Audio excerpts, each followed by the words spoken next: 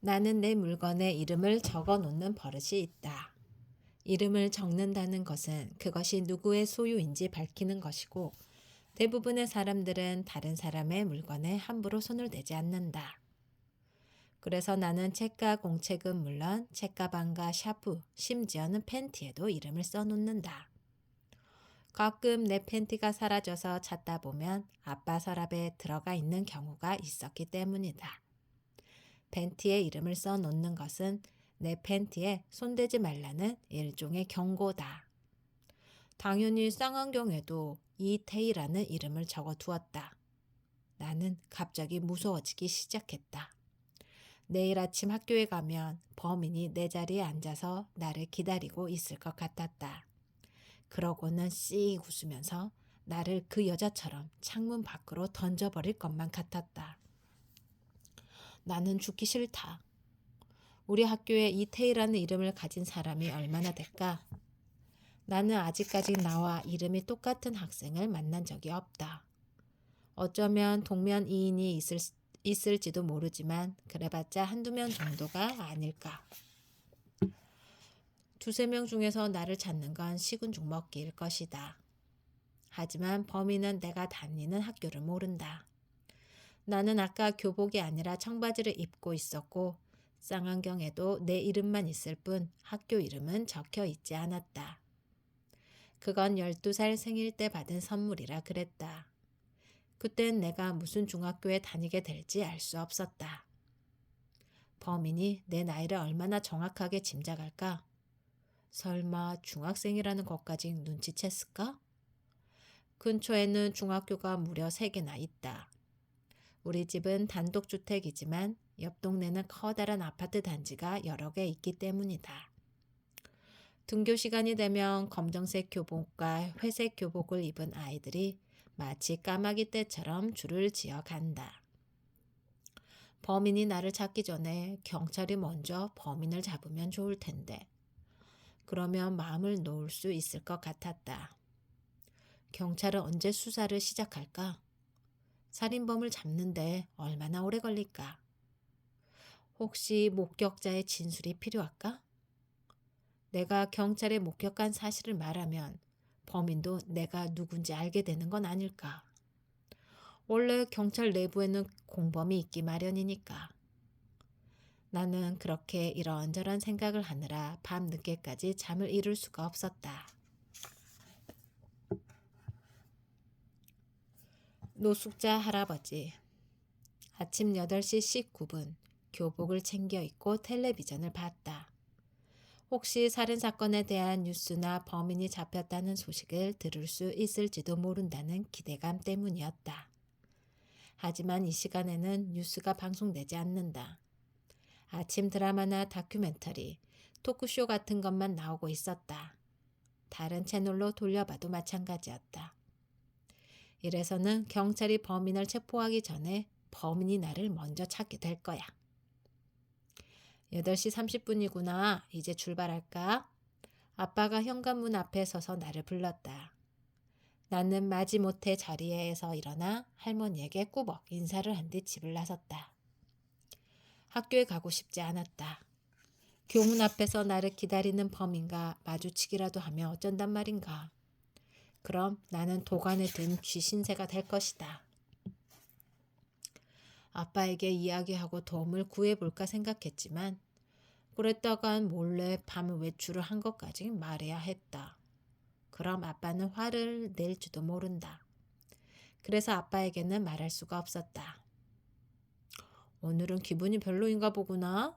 우리 태희가 기운이 없네? 무심코 내 등을 두드리던 아빠가 멈칫하고 그대로 굳었다. 허락하지 않았는데 몸에 손을 대면 내가 싫어하리라는 생각을 하고 있었을 것이다.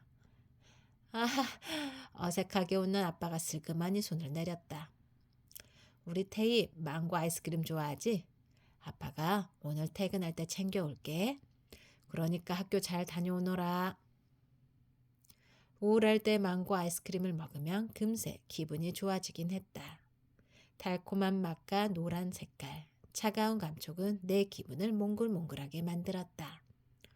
그러나 지금은 아무리 망고 아이스크림이라 해도 나의 마음을 달래주지는 못할 것이다.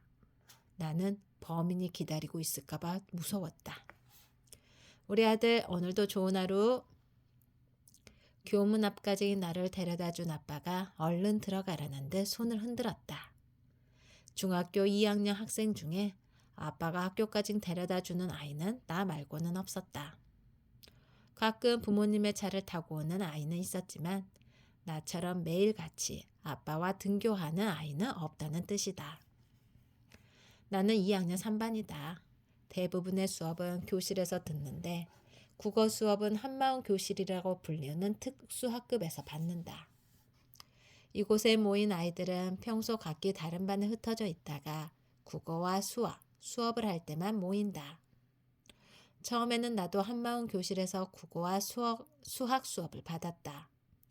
그런데 어느 날 특수반 선생님과 담임 선생님, 수학 선생님이 의논한 끝에 수학은 원래 교실에서 받도록 바뀌었다. 그 소식을 들은 아빠는 무척이나 기뻐하며 아빠를 닮아서 수학을 잘하는구나. 국어 수업도 꼭 같은 반 친구들과 함께 받을 수 있을 거란다. 하고 이야기했다. 나는 수학을 좋아한다.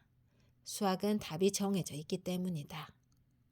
푸는 방법만 알면 정답을 얻는 게 그리 어려운 일은 아니다. 수학 문제를 풀 때는 다른 생각이 떠오르지 않기 때문에 생각이 많은 날에는 일부러 수학 문제를 풀기도 한다.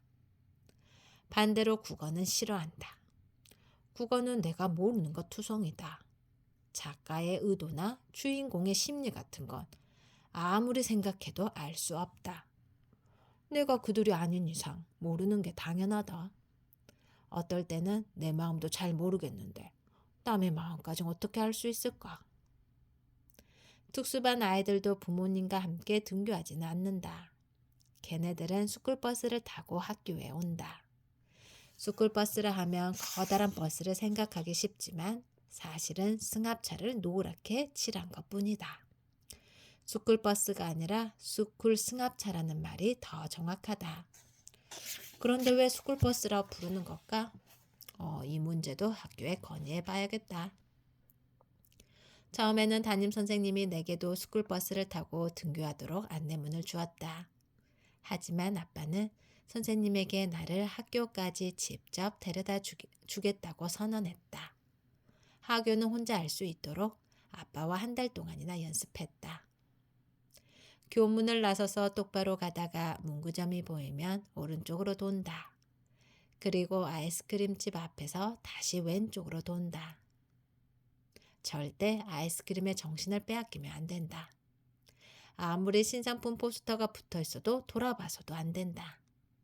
매번 아이스크림집 앞에 멈춰서는 나에게 아빠가 31번이나 했던 말이다. 그러고 나면 작은 공원이 나오는데 그 공원을 지난 후 세 번째 골목, 두 번째 집이 우리 집이다.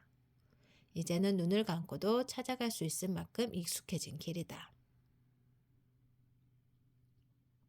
나는 힐끗힐끗 교문 앞을 쳐다보았다. 다행히 교복을 입은 아이들만 보일 뿐 모자를 눌러 쓴 남자는 없었다. 범인은 아직 나를 찾지 못한 게 분명했다. 빨리 경찰이 범인을 잡아주면 좋겠다. 좋은 하루 보내렴. 내가 교문 안으로 들어갈 때까지 계속 손을 흔들고 있는 아빠에게 대충 고개를 끄덕여 보이고는 어깨를 축 늘어뜨린 채 교실로 향했다. 오늘은 하루 종일 수업이 머릿속에 들어오지 않았다. 아무리 수학 문제를 풀어도 잡념이 사라지지 않았다. 범인이 잡혔는지 궁금해 휴대폰으로 기사를 검색해 보다가 뜻밖의 사실을 알게 되었기 때문이다. 체육공원 아래에서 20대 여성의 시체가 발견됐다. 피해자의 시신에는 다량의 알코올이 검출되었으며 체육공원 입구의 난간이 부서져 있었다. 경찰은 사체에 별다른 특이점이 없어 술에 취한 여성이 노후된 난간으로 인해 실족사한 것으로 보고 여성의 신원을 밝히는 등 수사를 이어가고 있다. 경찰은 어제 살해당한 여자를 사고사로 판단했다. 그렇다면 여자를 죽인 살인범이 있다는 사실을 아예 모를 것이다. 살인범이 나를 죽이려고 한다는 사실은 더더욱 모를 것이다. 이제 나를 지켜줄 사람은 아무도 없다. 국어 선생님은 이럴 때 하늘이 무너지는 기분이라고 표현한다고 가르쳐줬다. 정말로 하늘이 무너졌다는 게 아니라 살아날 가망이 보이지 않을 만큼 절망감이 크다는 뜻이다. 이제 집에 가는 게냐? 오늘은 우유가 아니지? 두 번째 벤치에 앉아있는 노숙자 할아버지가 어김없이 아른 척했다. 찡긋 눈을 깜빡이며 다 알고 있다는 듯 반말을 한다. 아마도 나와 조금 친해졌다고 생각하는 모양이다. 반말은 친근감의 표현이니까. 나는 할아버지를 향해 고개를 꾸벅 숙여 보였다. 그러고는 가방 앞주머니에서 요거트를 꺼내 벤치 위에 올려놓았다. 할아버지가 주름진 얼굴을 찌푸리며 고개를 기울였다. 이건 네가 좋아하는 것이잖냐. 나는 신중하게 고개를 끄덕였다. 딸기가 들어간 요거트는 내가 세상에서 8번째로 좋아하는 음식이다. 급식으로 딸기 요거트가 나오는 날에는 밥보다 먼저 요거트를 먹는다.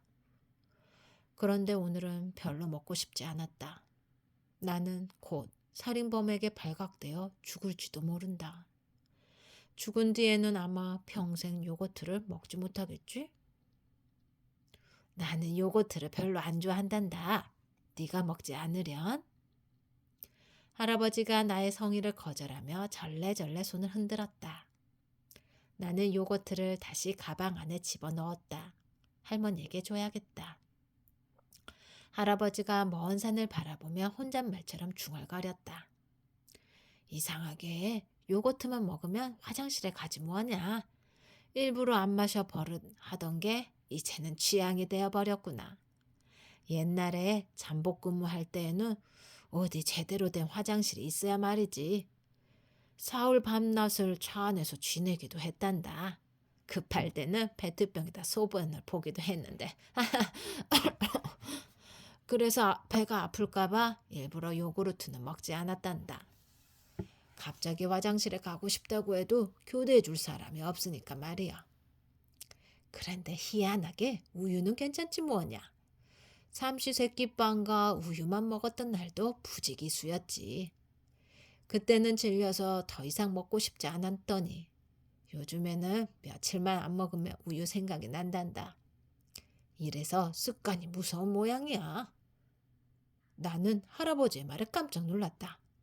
잠복 근무라는 말이 유독 선명하게 뇌리에 꽂혔다. 할아버지는 형사였어요? 나는 곧장 휴대폰을 꺼내 문자를 토도독 찍었다. 그리고 할아버지에게 내밀었다. 노안이 있는 듯 휴대폰 화면을 멀찍이 떨어뜨려서 보던 할아버지가 씁쓸하게 웃었다. 응, 형사였지. 그때는 세상에 나쁜 놈들 내가 다 때려잡는 줄 알았는데 말이야. 아이고, 이놈의 기침이 도통 떨어질 생각을 했네. 나는 할아버지의 말이 무척이나 의외였다.